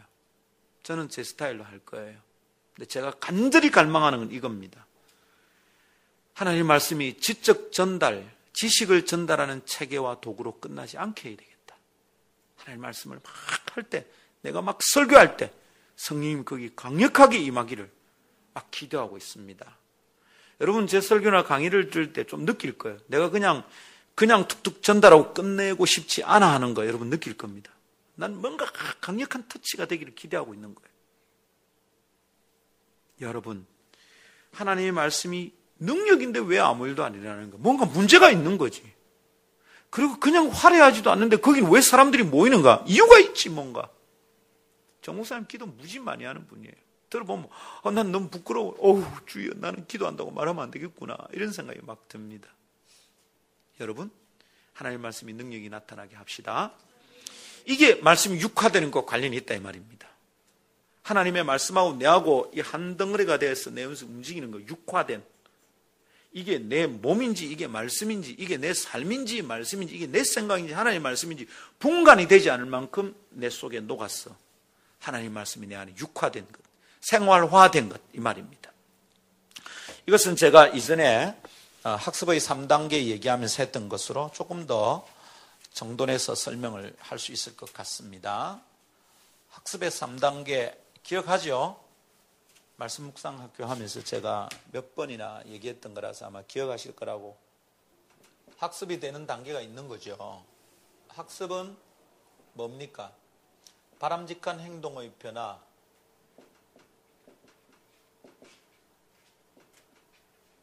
바람직한 행동의 변화를 추구하는 교육적 행위죠. 그런데 이 학습이 제대로 되려면 바람직한 행동의 변화가 일어나야 됩니다. 근데 학교 다니는데 애들이 행동의 변화가 일어나는 거 아니잖아요. 그죠? 왜냐하면 학습의 3단계를 제대로 안 지켜서 그런 거죠. 학습의 3단계는 첫 번째 관찰. 이라니까 알겠다, 그죠? 두 번째 해석. 세 번째 적용입니다. 관찰은 뭘 찾아내는 겁니까? 네, 사실을 찾아내는 겁니다. 사실. 팩트 레벨이죠. 학습의 첫 번째 레벨은 관찰입니다. 사실을 찾는 거죠. 그래서 애들을 가르칠 때 책을 읽거나 사문을 볼 때 관찰을 잘하게 만드는, 사실을 있는 그대로 보게 만드는 것부터 해야 됩니다. 아이들이 선입견이나 편견을 가지게 만들면 안 됩니다. 그래서 쉽게 야 교회 다니라 그러면 안 된다 이런 말 하면 안 돼요. 그러면 관찰해서 망가져요. 지금 교회 교육이 잘 안 되고 애들의 삶이 잘 안 변하는 큰 이유 중에 하나입니다. 너무 쉽게 예수 믿는 애가 그러면 안 돼. 거기서부터 지는 예수 만나지도 않았는데 이 관찰부터 망가지는 거예요. 선입견을 가지고 편견을 가지고 이제 뭘 보면 지 삶은 안 그런데 자꾸 그러니까 얘가 이미 이중적인 구조를 가진 신앙인이 될 수밖에 없는 거죠. 잘못 가르치는 거예요. 두려워하지 마십시오. 내가 그렇게 안 하면 애가 신앙적으로 망가질 걸 생각할 필요 전혀 없어요. 있는 그대로 보게 하세요. 지가 보는 걸 있는 그대로 말하게 하고 어떻게 보이냐. 뭐 오늘 예배 어땠냐. 잠이 왔어요. 예배를 잠이 온다고 말하면 되나? 그럴 필요 없어. 잠이 온 걸. 관찰을 정확하게 만들어야 돼요. 거기서 팩트를 찾아내야 돼. 예. 폼 잡지 말라 이 말입니다. 겉으로 꾸밀 필요 없어요. 있는 그대로 관찰하는 것을 찾아내야 돼. 실제로 학습에서 굉장히 중요합니다. 관찰 자체가 망가져 있으면 곤란해요. 그럼 거짓이죠. 거짓이잖아요. 그러니까 일본이 쓸데없이 지금 자꾸 하는 짓거리가 뭡니까? 그때 정신대에 끌려갔던 여자들은 창녀들이다. 조선의 창녀들을 데리고 갔다. 거짓말이잖아. 멀쩡한 처녀들을 16살, 15살짜리 완전히 소녀들을 수천여를 데리고 와서 그 망가놓고 이 친구들이 저거가 잘못이 없다고 말합니다. 시작이 뭡니까? 관찰이 잘못됐지. 거짓을 말하잖아요. 그러니까 평생 가봐 있다고 그래가지고 일본이 학습이 되는가? 독일은 다르잖아요. 어떻게 합니까? 관찰을 정확하게 한 거지. 우리가 잘못한 걸 딱 본 거잖아요. 맞다. 아우슈비츠 있었다. 왜 저거는 자꾸 없었다 하는 거야? 그러니까 일본은 절대로 학습되지 않아요. 독일은 다 배웠어요. 역사를 통해서 배웠어요. 그래서 독일이 다시 이전과 같은 그런 전쟁을 일으킬 거라고 생각 안 해요. 독일이 군대를 강하게 가지는 거 불만을 가지 않을 거예요. 독일이 이미 유로존에서는 굉장히 선두 그 리더입니다. 독일과 프랑스가 없으면 안 되죠. 영국은 지금 아직 유로의 존에 가입을 안 했잖아요. 아직 가입 안 했어요. 근데 독일이 지금 앞서가며 리더입니다. 그럼에도 아무도 불안해하지 않습니다. 일본이 만일 아시아에서 그런 위치에 서면 다 불안해합니다. 절대로 그래 안 나눕니다. 왜? 일본은 학습이 안 됐어. 역사를 통해서. 왜냐하면 사실을 사실대로 안 보거든. 거짓을 말하잖아. 거짓을. 절대로 일본은 안 변합니다. 그러면 저렇게 하면 계속 쓸데없이 독도 얘기하고 안 변합니다. 일본이 변했다고 믿고 우리가 쉽게 대하면 큰일 납니다. 역사적 아픔은 되풀이 됩니다. 이제 적개심을 가지고 대하란 말이 아니고 일본은 관찰 자체가 틀려먹었어요. 사실을 사실대로 안 본다 이 말입니다. 그런데 이것은 역사 속에서도 공부에서도 개인의 인생에서도 마찬가지입니다. 있는 그대로를 직면해야 돼요. 사실을 딱 맞닥뜨려야 되죠. 그거 안 되면 이 사람은 절대 변화가 안 일어나요. 내가 이렇구나라는 것을 팩트를 봐야 돼. 팩트를. 그런 것 같아가 아니라 그런 것을 봐야 돼. 내가 이렇다라는 것을 잘 받아들여야 됩니다. 이게 안 되면 하나님 말씀도 내 안에 안 돼. 아무것도 안 일어나요. 사업을 하다가 망한 사람이 뭐냐면 이거 안 됩니다. 자기는 잠시 실패한 거지 곧 사업이 일어난다고 자꾸 생각하는 겁니다. 해봐요. 다 말아먹어. 자기 집 거, 뭐 처가 거, 친구 거, 교회 교인들 거 다 빌려가지고 돌돌돌돌 말아가 함께 막 콕 잡아끼는 거예요. 빨리 봐야 돼. 아, 나 이 사업에 망했구나. 사실을 관찰을 이 사실을. 그게 힘들어요. 저도 힘들었어요. 아, 목사가 있다고까지로 바닥에 와 있구나. 이걸 인정하는 게 굉장히 힘들어요. 근데 그걸 관찰해내야지. 팩트를 보지 않으면 절대로 삶이 변하지 않아. 중요합니다. 여기서 안 되기 때문에 진정한 학습이 안 일어나요. 이거 안 되면 어찌 되면 그 다음부터는 그냥 외우라 그러잖아. 외우는 게 뭡니까? 외우는 것은 육화되는 게 아니에요. 지 삶이 안 돼. 잊어버리면 다 끝나는 거예요. 육화는 외우는 게 아니라 삶이 되는 거예요. 삶이. 관찰을 지저분하게 하니까 제대로 안 하니까 어떻게 애가 삶이 변합니까? 학교에 가서는 애 안 변합니다, 여러분. 지금 교육 구도성이 절대 안 변해요. 달달 외우게 만드는데 뭐 어떻게 변해요? 정확하게 관찰하게 자꾸 만들어야 됩니다. 제가 제 아들한테 어릴 때 자주 했던 말이 있어요. 하랑아 저거 한번 말해봐봐. 이러면 뭐라고 표현합니다. 그럼 내가 항상 이래 말해요. 시인은 그렇게 보고 말하지 않아. 이 말을 자주 했어요. 다르게 말해봐봐. 다르게 보라는 겁니다. 다르게 말해봐봐. 목사 아들로 태어나니 자기도 모르게 쩔어 있는 게 있는 거죠. 저는 우리 아이들이 창의적으로 보게 만들려고 애를 많이 썼어요. 조금 달라요. 그죠? 많이 다르죠. 미안합니다. 나는 우리 애들이 평범해지는 걸 굉장히 싫어했어요. 평범하게 만들지 않겠다. 안 평범하지? 평범하나? 아니, 대단하다가 아니고 그냥 평범하진 않아요. 평범하면 끝장이에요, 여러분. 세상은 자꾸 평범한 범생이를 만들어 성공하게 만들거든. 모든 인간들이 사는 정도밖에 안 돼. 그 아이가 꼭 해야 될 게 안 드러나는 거죠. 관찰을 어떻게 할 건가를 가르쳐야 돼. 자꾸 질문하고 또 이렇게 보게 만들고 내 손자들, 손녀들도 어떻게 키울지 내 지금 다 서 있어요. 저거가 어떻게 키우든지 내가 할 게 있어. 딱 여러분 명심하십시오. 관찰하는 능력을 안 키우는 애는 안 자랍니다. 변하지 않아요. 사실을 사실대로 봐야지. 두 번째는 뭡니까?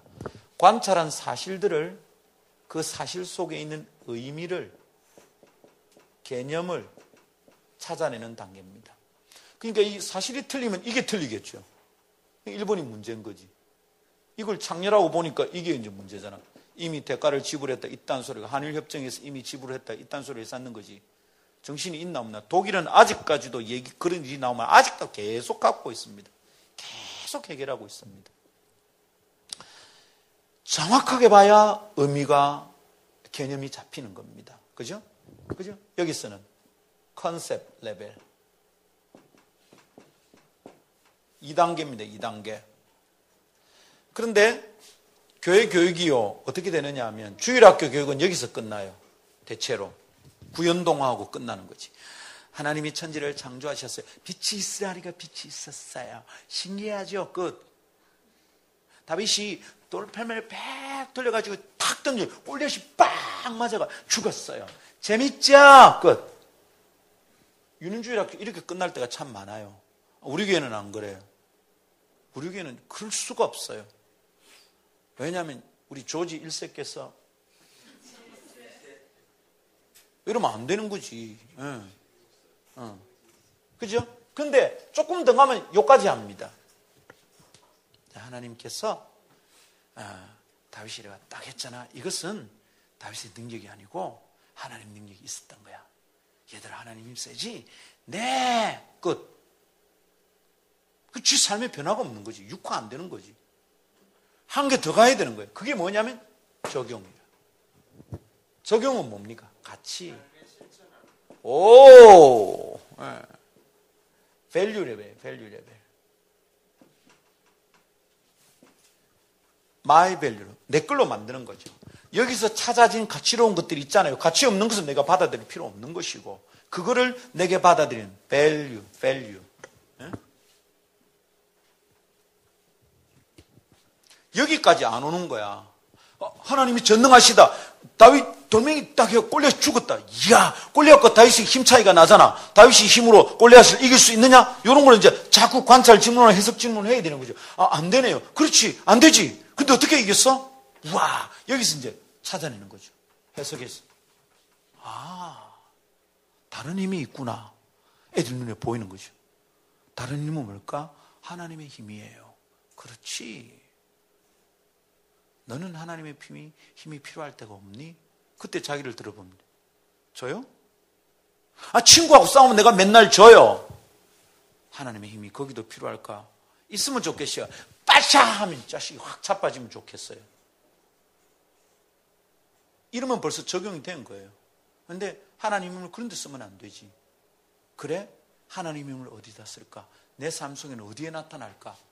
이미 딱 왔어, 말씀이. 그러면 그렇네. 하나님 말씀, 하나님의 능력이 내게 어디서 나타나지? 지금 왔잖아요.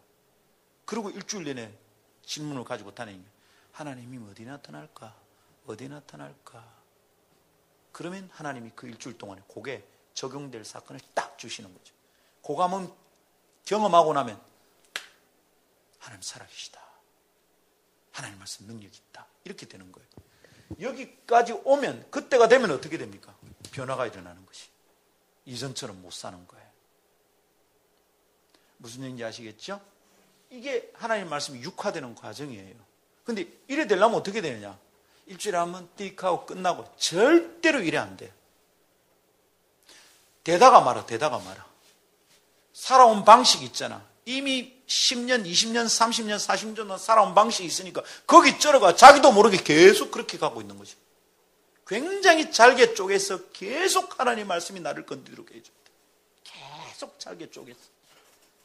아침에 일어나서 묵상하고 큐티하고 또 기도하고 이거 붙들고 하루째 살아보고 또 성경 읽고 막 굉장히 잘게 쪼개서 계속 주의 말씀이 나를 건드리도록 해줘야 되는 것이죠. 믿습니까? 여러분, 이것은 제가 한 얘기가 아니고 교육학자들이, 학습의 원리에 대해서 말하는 교육학자들의 이론입니다. 이것을 제가 영적으로 한번 적용해 본 거예요. 관찰, 해석, 적용이 안 되면, 적용까지 안 가면 my value가 안 되거든. 나의 가치가 안 되기 때문에 가치롭지 않은데 내 삶에 왜 적용합니까? 변화 안 일어나요. 근데 소중하구나. 근데 이게 소중하구나라고 끝내면 저 이데아로 그냥 또 있는 거지. 형이상학인 거지. 근데 아니고 소중하구나. 이대로 살 때 내게도 이 일이 일어나겠다. 그럼 벌써 내한테 온 거죠. 그리고 질문하고 살아내기 시작하면 하나님의 말씀이 내 속에 육화되기 시작한다는 겁니다. 할렐루야. 그 장창윤이라는 사람이 있습니다. 그 사람 지금 여기 없으니까 제가 하는 얘기인데, 이제 며칠 전에 페이스북에 뭐 올렸어요. 신기하다. 막 오토바이 막 불 켜놓고 간 거, 자동차 불 켜놓고 간 거 있는데, 그날따라 그게 많이 보이더래. 그래서 이제 오토바이 불 끄고, 그리고 그 차에 전화번호 있는 거 전화해가지고, 배터리 켜졌다고 막 이래. 그러면서 그 밑에 이야기가 이래요. 혹시 이 사람들 중에 교회 다니는 사람이 있으면 내일 아침에 교회 가려고 시동 걸었을 때 자동차가 시동이 안 걸리면 교회를 어떻게 가겠냐. 그러면서 글을 써놓은 거예요. 우와. 그 내가 댓글을 달았죠. 오, 아름다운 사람이로다. 그대는 아름다운 교회가, 아름다운 게 성도, 뭐랬지? 아름다운 게 성도가 맞습니다. 인증. 이제 그렇게 해놨어요. 근데 그 밑에 댓글을 달았어요. 제가 좀 많이 착해졌죠? 변한 거지. 어떻게 변합니까? 나도 모르게 변했다. 근데 가만히 보면 이 과정을 항상 거칩니다. 계속 관찰하죠. 오늘 목사님 설교, 이거 얘기하는 것 같은데? 그렇지? 이런 의미구나. 내 속에 뭐 건드리는 것 같아. 나 그래 좀 살아볼까? 이러는 중에 자꾸 변해가는 겁니다. 설교 들을 때도 이 과정을 거칩니다. 그래서 적용까지 안 오면 사람 절대로 안 변합니다. 여러분, 제가 어떨 좀 세게 말할 때 있습니다. 요 세게 말할 때가 언제인 줄 압니까? 적용과 해석 사이에 여기 아주 강한 저항이 있습니다. 여기까지는 해도 사람들이 별로 저항을 안 느껴요. 목사님 설교 참 좋습니다. 근데 딱 적용할 때는 저항이 생깁니다. 모든 살아있는 존재들, 유기체들은, 생명을 가진 유기체들은 자기 조직을 보존하려고 하는 본능이 있어요. 보수. 그 보수라 그러죠. 보수주의자들이 가진 본능하고 똑같습니다. 지금 가지고 있는 가치로운 것을 깨뜨리고 싶지 않아요. 깨뜨리지 않으려고 개혁을 안 하려고 하는 거죠. 개혁하다가 잘못되면 어떻게 되느냐 이 말이에요. 진보적으로 가려 하다가 혹시 이거 우리가 가지고 있는 좋은 것도 망치면 어떻게 하느냐. 이게 보수주의의 핵심입니다. 그러니까 지금 우리가 가지고 있는 도덕, 아름다운 가치 요걸 잘 지키자는 거죠. 그래서 진보를 두려워합니다. 그런데 이게 모든 살아있는 유기체의 본능입니다. 보수주의자는 본능이에요. 본능대로 살고 있는 거죠. 배우고 공부하고, 그 진보주의자는 공부를 많이 합니다. 공부하니까 막 계속 깨닫니까 막 가야지. 안 가면 못 가는 거죠. 그래서 여러분, 진보주의자가 공부를 안 하면 가짜, 보수주의자가 인류가 소중히 여기는 덕목에 대해서 소중히 여기지 않으면 가짜입니다. 보수주의자 염치가 없으면 그건 가짜입니다. 도둑질하고 막 사기치고 하면서도 뭐 우리는 보수주의자는 그 가짜들이에요. 진짜 보수주의자는 그렇지 않아요. 예를 들면 이 얘기는 하면 되죠. 그런데 자기를 보수하려는 본능이 있기 때문에 살아있는 것들은 해석에서 적용을 갈 때 외부로부터 침이 들어오는 거잖아요. 니 틀렸다 이 말이거든. 이걸 저항하게 됩니다. 다. 항상 느껴요. 설교하다 보면, 집회하다 보면. 어느 순간에 탁 튕깁니다. 막 웃고 잘 따라오다가 웃기는 이유는 청중들을 방심하게 만들려고 하는 거예요. 특히 10대들하고는. 10대들은 만나면 꼰대들에 대한 저항감이 항상 있어요. 나는 딱 서는 순간에 꼰대잖아요. 머리카락도 없고. 그래서 이거 벽을 깨야 돼. 막 웃기면 수수수 따라옵니다. 확 열려서 듣잡니까? 한 방에 찔러요. 언제 다칠지 모르기 때문에. 저는 찌를 때 되게 무자비하게 합니다. 애들하고 할 때는. 그냥 사정없습니다. 그냥 그 순간에 딴짓하면 이제 일어나 때려버린다. 이번에도 포항 가서 한 대 때려버렸어. 너 나와. 이놈의 새끼. 딱. 전부 다 놀랬죠. 어떻게 때린 줄 압니까? 이 자식이 막 이랬어요. 애가 너무 놀랐어요. 지가 맞는 줄 알고 하는데 내가 맘대로 확 때려버렸거든. 이거 완전 놀랐어. 똑바로 들어라. 네. 애들도 다 놀랐어. 그 순간이 어떤 순간인데 쓸데없는 사람은 여기서 여기 가는 게 여기까지 오는데 얼마나 힘든 줄 압니까? 이 얘기도 보고 저 얘기도 보고 이것도 해보고 저것도 해보고 애들이 그럼 이랍니다. 그때 여기까지 온 거예요. 그러고 끝나면 안 되지. 시퍼렇게 갈아가면 확 찔러버리니 심장이 터지도록 만들어야지. 나는 이래 살면 안 되는구나. 그때 변화가 일어나는 거지. 지한테 왔을 때.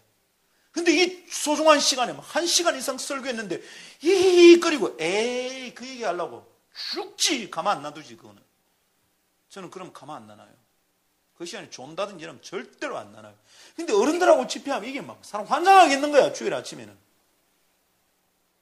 잘 안 하지. 딱 튕구는 거예요. 눈에 보이잖아요. 그때 세게 합니다. 그때 세련되게 할 필요 전혀 없어요. 심할 때는 그냥 막 해댑니다. 그냥. 이런 똥덩거리 같은 것들이 애들 만나면 이제 막 해댑니다. 그때 깨지면 하나님 나라의 큰 자산인데 그냥 살아가면 이 아들도 또 지가 아버지 엄마같이 살 낀데 집사네 권사네 장로네 하면서 교회 안에서 또 쓸데없이 살 건데 그걸 어떻게 그냥 두고 보고 있어. 그냥 확 찔러버리는 거죠. 정신없이 찔러버립니다. 칼이 있다면 목을 댕강댕강 자르고 싶어요.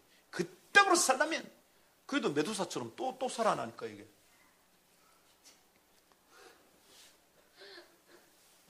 중요합니다. 여러분 다른 사람 생각하지 말고 여러분을 생각하세요. 이거 안 되면 하나님 말씀의 능력이 안 나타납니다. 내게 와야 됩니다. 확 찔려야 됩니다. 퍽퍽 꼬꾸라져야 됩니다. 이번 금요일 날은 걱정이 되더라고 내가. 저러다 의자 뿌우겠다. 죄 없는 의자를 와 그렇게 패샀는가 몰라. 안 뻗어지는가 한번 봐봐봐. 이거 한 개 의자 5만원짜리 5만원짜리.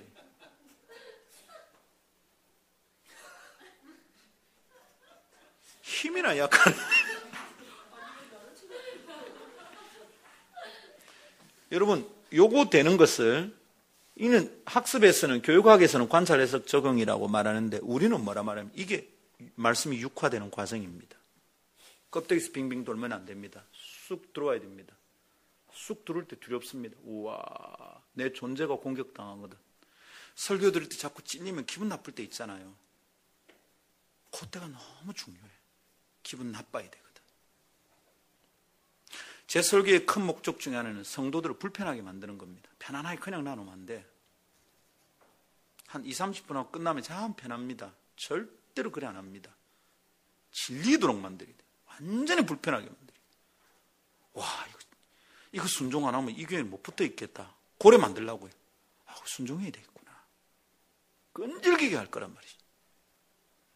그래서 하나님 말씀이 쑥 들어와 버려야 심장이 터질 것 같이 와닿으면 그때 변화가 일어납니다. 우리 독합니다, 여러분. 여러분이 알잖아요. 여러분 뭐 하겠다가 그대로 잘 됩니까? 잘 안 됩니다. 하나님의 말씀이 이깁니다. 근데 그 말씀이 내 안에 육화되도록 허락하지 않으면 나는 거기서 거라. 절대로 변화되지 않는 거죠.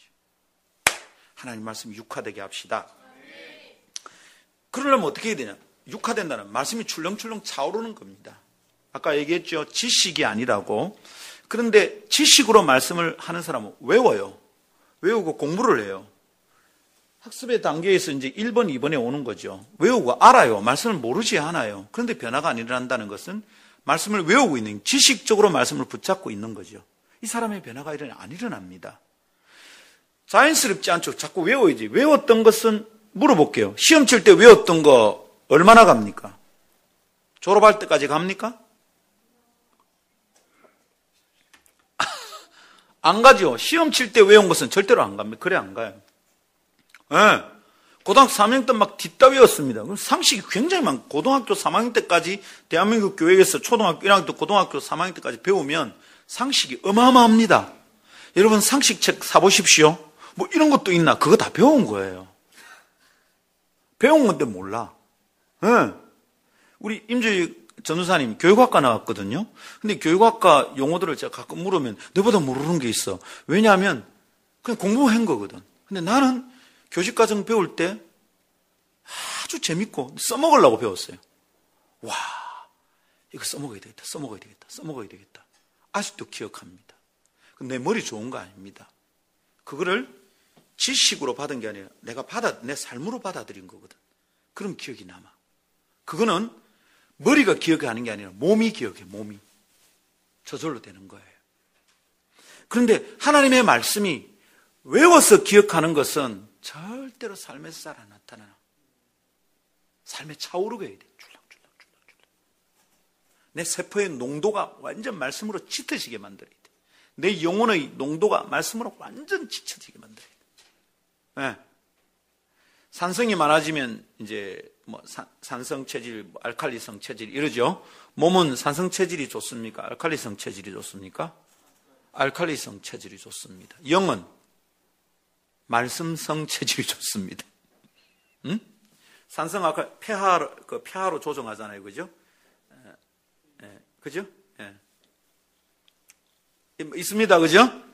여기 우리는 그 과학 잘하는 사람 별로 없는 것 같아요. 박연영 성도는 보면 좀 문과 기질이 아니고 좀 이과 기질이 있는데, 그죠? 확실하게. 수학 좀 잘했죠? 예. 유진 성도님은 수학 분명히 젬병이었어요. 맞죠? 예. 여기서 지금 수학 잘하는 사람 짜들 없어요. 제가 볼 때 박연영, 김영애 가만히 있으세요. 조재훈, 장창윤 수학 좀 했을 것 같아. 좀 했죠? 네, 공부 잘했어요. 네, 고등학교 때 장학금 받고 학교 다니고 그랬어요. 학교도 장학생으로 입학해놓고 가정사항 때문에 못 갔어요, 대학을. 공부 아주 잘해요. 지금도 글 쓰는 거 봐요. 아주 잘해요. 나 잘했지? 근데 뭐 하다고 그랬노 지금? 수학얘기. 그래서 우리 별로 잘 모르니까 이제 지나갑니다. 말씀의 폐하. 말씀성이 내 안에 얼마나 출렁출렁하느냐. 이 폐하가 높아야지. 폐하는 폐하 아니고 알죠? 이게 막 차올라야지. 그때 그냥 흘러나와야 돼, 이게. 그때 말씀의 능력이 나타나는 거죠. 여러분, 저도 지금 다 됐다고 말하는 게 아니고요. 사모함으로 지금 하고 있어요. 오늘 같은 강의 저 어떻게 준비한 줄 압니까? 책 봤을까요? 성경 뒤졌을까요? No! 30분 만에 이 강의안을 끝냈습니다. 3페이지.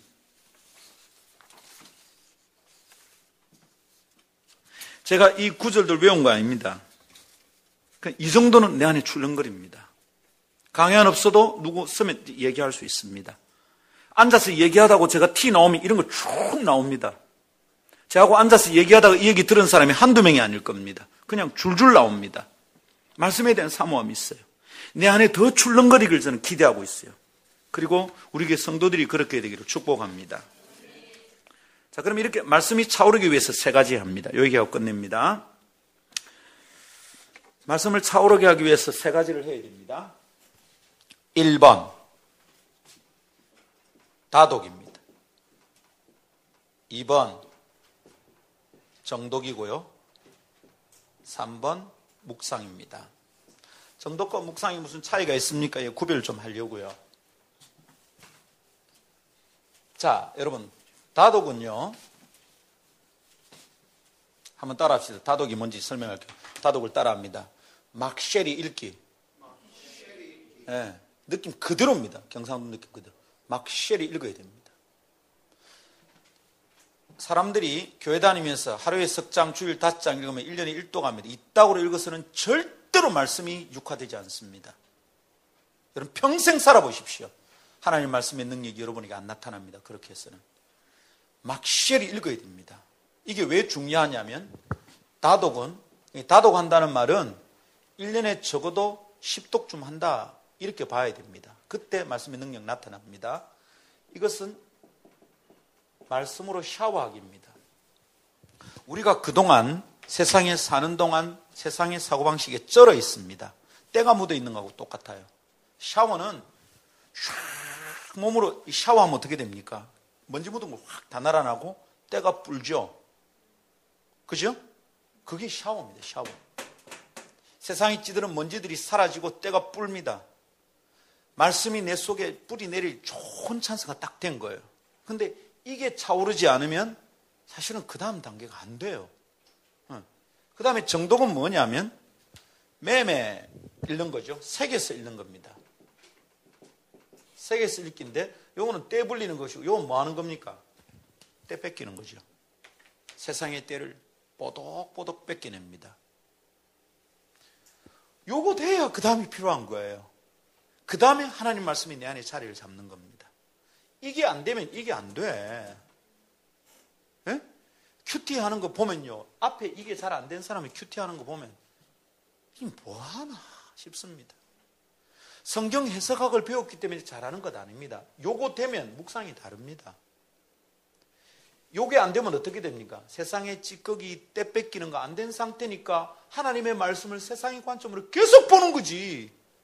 무슨 변화가 일어나요? 절대로 안 일어나요. 앞에 이게 돼야 돼요.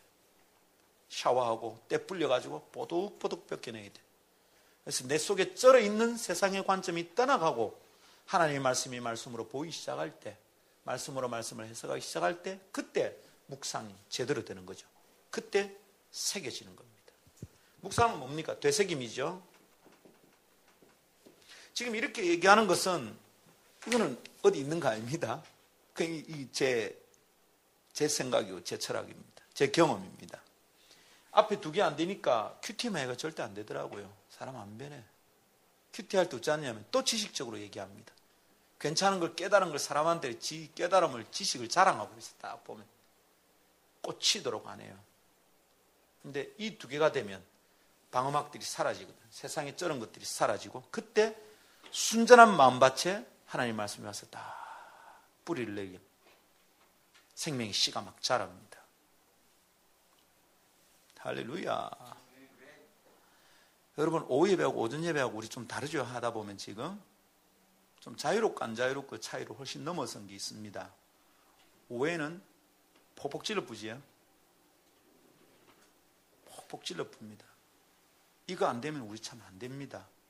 오후에는 우리 교회의 핵심 일꾼들이 될 사람들이 온다고 생각합니다. 그래서 제가 좀 세게 하려고 그러고요. 좀 매매 가르치고 싶은 마음이 있습니다. 여러분하고 저하고 똑같아야 돼. 이 관점이 똑같아야 돼. 이것에 있어서는 여러분 다른 생각하면 안 돼요. 김 목사하고 똑같은 생각을 가지고 있어야 돼. 이러고 여러분이 누구를 만나면 이대로 강의할 수 있어야 돼.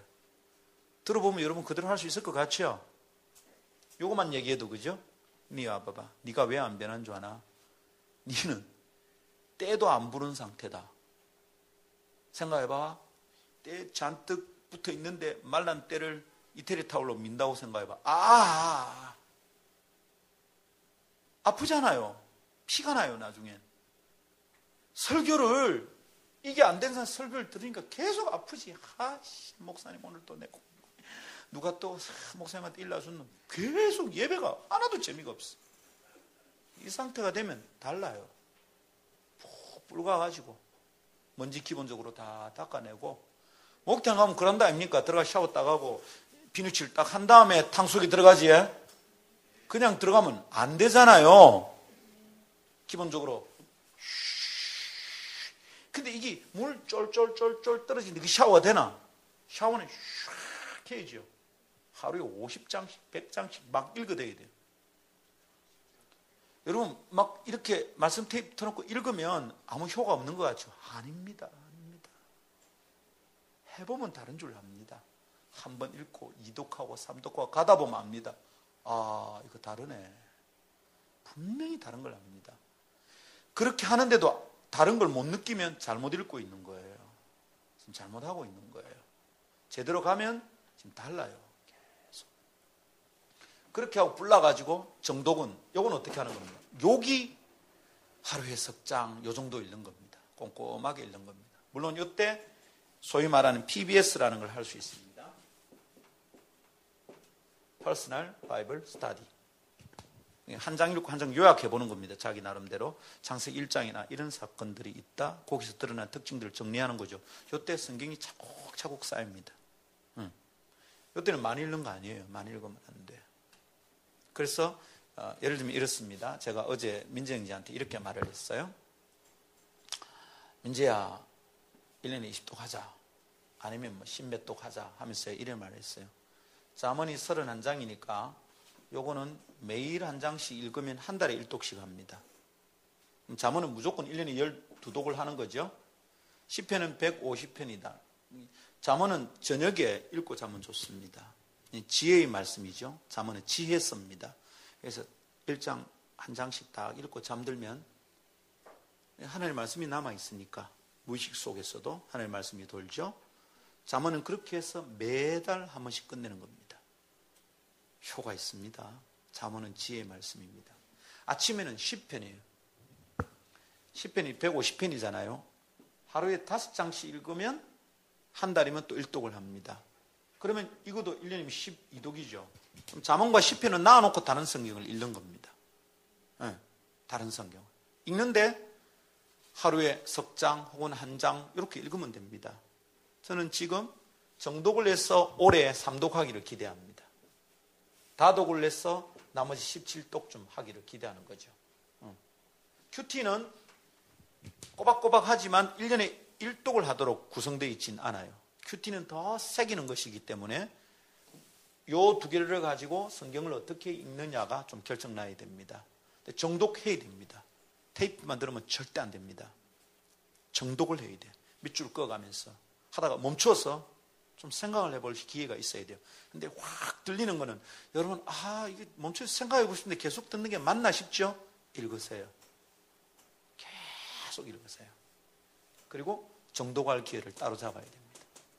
예를 들면 이렇게 하면 됩니다. 아침에 한 장, 뭐 점심에 한 장, 저녁에 한 장, 저녁 한 장 한달 때는 항상 잠언을 하고 뭐 이런 식으로 해서 정독을 하는 거죠. 그리고 나머지는 무섭게 계속 읽어야 됩니다. 그러면서 내 안에 푹 말씀이 잠기게 합시다. 아멘. 그래서 올 한 해 우리 성도들의 경관터가 탁 생길 수 있도록 만들어가기를 기대합니다.